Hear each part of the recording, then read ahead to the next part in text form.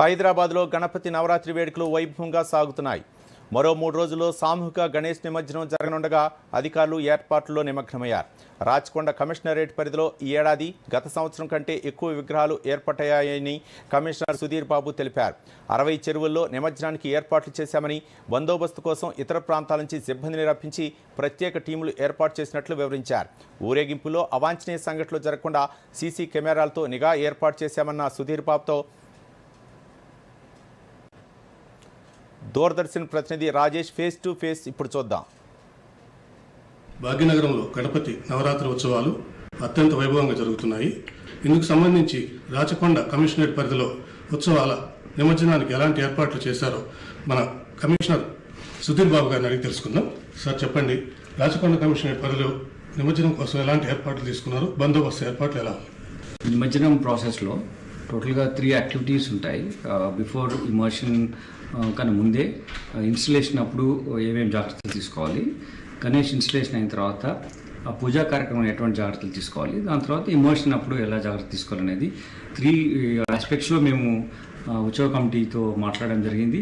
అంతేకాకుండా ఈచ్ పండాల్స్తో కూడా మేము మీటింగ్ కండక్ట్ చేయడం, వాళ్ళతో ఈ ఇన్స్ట్రక్షన్స్ మేము ఇచ్చామో అవి ఎలా కంప్లై చేయాలని వాళ్ళకి చెప్పడం జరిగింది. ఎవిడెన్స్ బేస్డ్ పోలీసింగ్ చేస్తున్నాం. దాంట్లో ఏంటంటే మా ఆఫీసర్స్ వాళ్ళు ప్రతి పండాల్స్ విజిట్ చేసేటప్పుడు అక్కడ ఒక రిజిస్టర్ ఉంటుంది. దాంట్లో మేము అబ్జర్వేషన్స్ ఏమైనా ఎంట్రీ పెడుతున్నాం.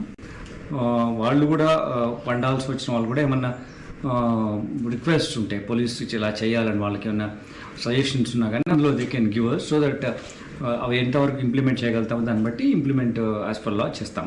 ఎక్కడైతే లో లయింగ్ ఎలక్ట్రిక్ వైర్స్ ఉన్నాయో వాటిని ఎలక్ట్రిసిటీ డిపార్ట్మెంట్ వాళ్ళతో మాట్లాడి ట్రాన్స్కో వాళ్ళతో అవి రెక్టిఫై చేస్తున్నాం.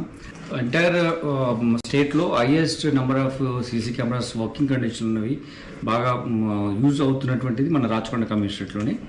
అంతేకాకుండా ఈ సందర్భంగా మెయిన్ రూట్లో ఎక్కడైనా సీసీ కెమెరాస్ విషయంలో ఏమైనా ఇబ్బంది ఉన్నా అవి మేము రిపేర్ చేయించాము.